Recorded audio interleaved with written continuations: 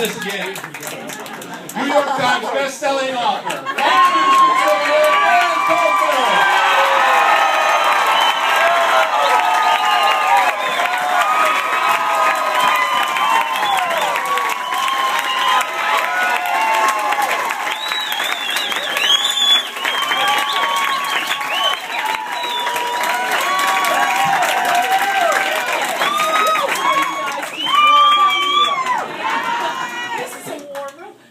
I'm so sorry. I'm Ann Coulter, and I'm still clinging to my guns and religion. And I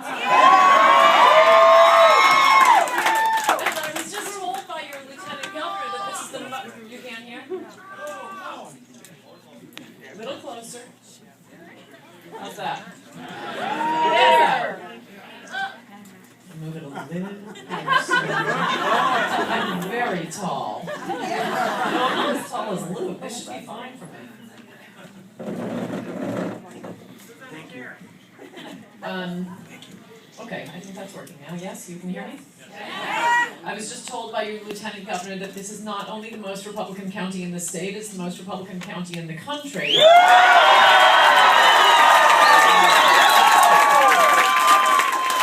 not very happy to be here, but I'm sorry I kept you waiting. I would rather keep them waiting in Madison tomorrow.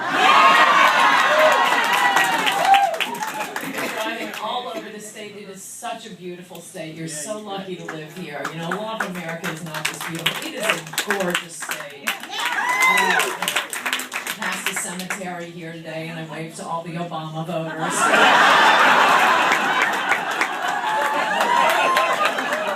I've just written a book about racism, and to my critics' chagrin, I'm against it. It's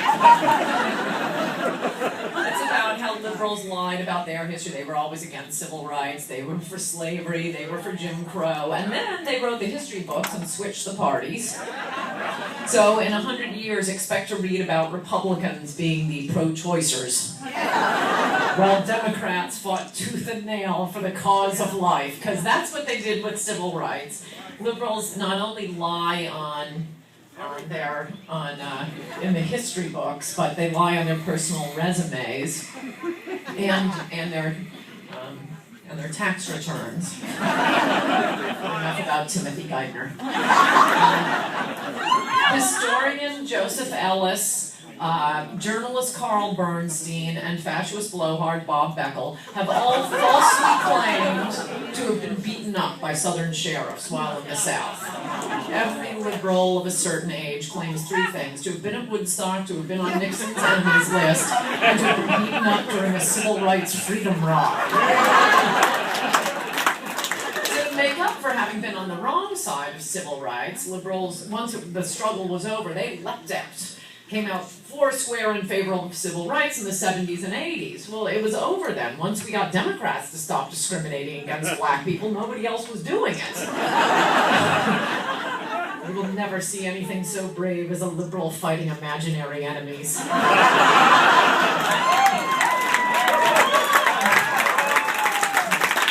have to go through this nonsense. I think Wisconsin was largely free of it, but in places like New York City, Washington, D.C., Los Angeles, places with no history of discrimination, but with a lot of white liberal journalists anxious to play Atticus Finch. Suddenly, every time a cop shot a black kid, it was the Klan on the New York City police force. Every day was the O.J. verdict. And then we had the actual O.J. verdict. And as you will find out, that is the climax of my book. That's when I say it all turned, because at that moment, white people across America saw a majority black jury acquit an obviously guilty black celebrity and just said, that's it, the white guilt bank is shut down. Hope O.J. was worth it. We're done. We're out. And it was the most wonderful thing that ever happened to black people in America, because for one thing, they started to be treated like adults. For the first 100 years of the nation's history, liberals refused to treat black people like human beings. For the next 100 years, they refused to treat them like adults. They had to ooh and ah over everything, constantly excusing bad behavior and not particularly rewarding good behavior. After the O.J. verdict, we had about a dozen years of paradise, Republican policies that had been Republican policies for decades, on law and order, on welfare reform. Those finally were passed after the O.J. verdict, because they couldn't be demagogued as racist anymore. For example, in New York City, Rudy Giuliani's crime policies, by implementing his law and order policies, which liberals had called racist back when Nixon was recommending them, because really, who could mind William Ayers trying to blow up the Pentagon, or the anti-war protests tearing the nation up, college campuses.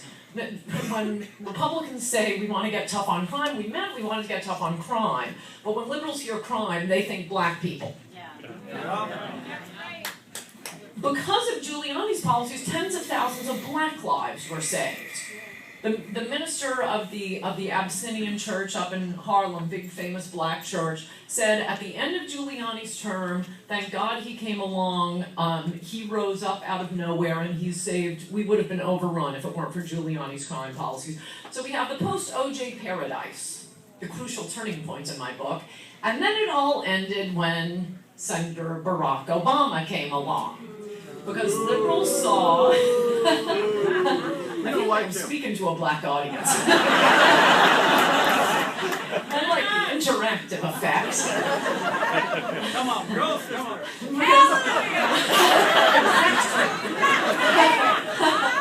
Start dropping those G's. Barack Obama was born in Hawaii in 1961. The only racial discrimination he's ever experienced has been in his favor.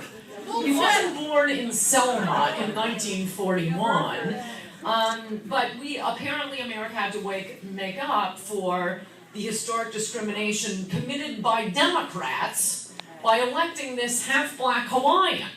We would have been better off with Don Ho.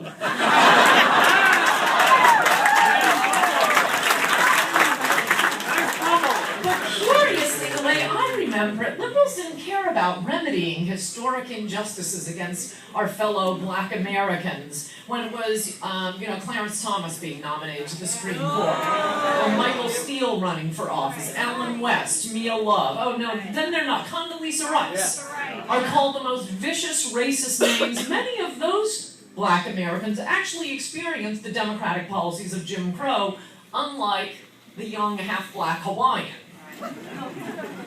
But Obama was like so many other liberal policies. This is how liberals use the civil rights cause. They use it as a cat's paw to push a liberal agenda that has nothing to do with black people, often issues that a majority of black people aggressively, outrageously oppose, such as gay marriage, abortion on demand. And now they're using it with Obama to push the most left-wing president America has ever had. They could get a left-wing president and accuse his opponents of racism. So liberals were in pig heaven. MSNBC's Chris Matthews has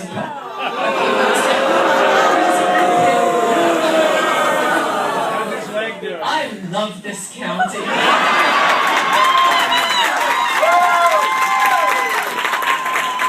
He has accused Donald Trump, Newt Gingrich, Mitt Romney, Tea Partiers, and Republicans generally of racism for opposing Obama's left-wing policies. Chris is just crazy about black people. He loves them so much he's considering hiring one for his show someday.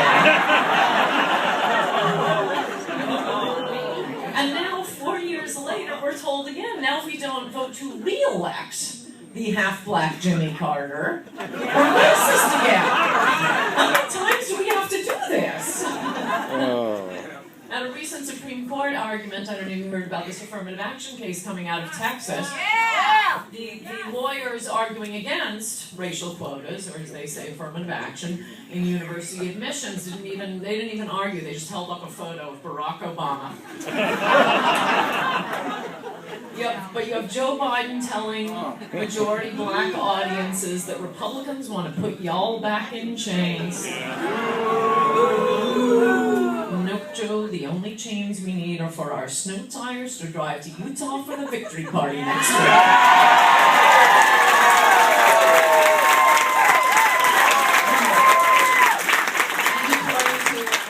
MSNBC host, whom I'm sure is another huge hit out here, Lawrence O'Donnell, mentioning everyone golfing is racist. Yes, you heard me right. The world's whitest sport. Mentioning that is now racist. The only whiter sport is polo. Chris Matthews, he has a whole long list of words that are racist. Racist dog whistles. One is Chicago politics. No, it has nothing to do with Chicago's history of gangs, of Al Capone, of the mob, of the Daily Machine. No, it's because a lot of black people live there. What is it with liberals? They're mental. Mental. Speaking of Chicago, did you hear that Jesse Jackson Jr. has gone to the Mayo Clinic to be treated for his bipolar disorder?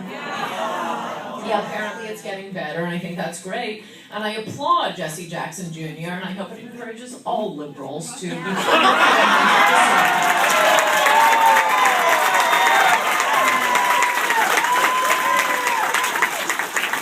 disorders. When liberals are not making the sophisticated political argument that conservative policies are racist, they're making the sophisticated political argument that Republicans are waging a war on women, which I must say no one told me about.